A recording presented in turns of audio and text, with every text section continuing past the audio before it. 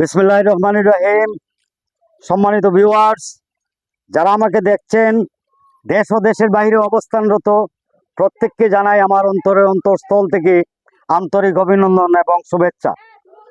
আমি আজ পরন্ত বিকেলে এমনই একটি জায়গায় চলে আসলাম, বানিয়াচংয়ের ঐতিহ্যবাহী একটি স্থান, যাকে বলা হয় সোয়াম ফরেস্ট।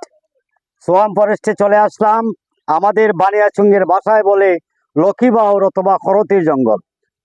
কিন্তু বিশ্বের বৃহত্তম গ্রাম, যেখানে আমরা ইচ্ছে করলে আপনাদের মধ্যে তুলে ধরার জন্য চেষ্টা করি, আপনারাও দেখার জন্য আগ্রহ প্রকাশ করে দেখবেন।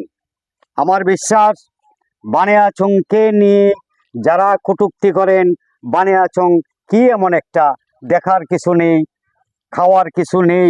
আমাদের বানিয়াচং এমনই একটি স্থান,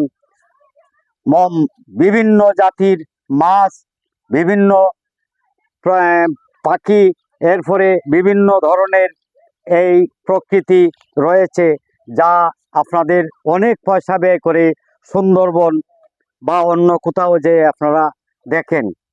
আমি মনে করি যে বানিয়াচংয়ের লীলাভূমি, প্রকৃতির লীলাভূমি এই বানিয়াচংয়ের একটি অভয় আশ্রম, যা আসলে মন জুড়ায়, প্রাণ জুড়ায়।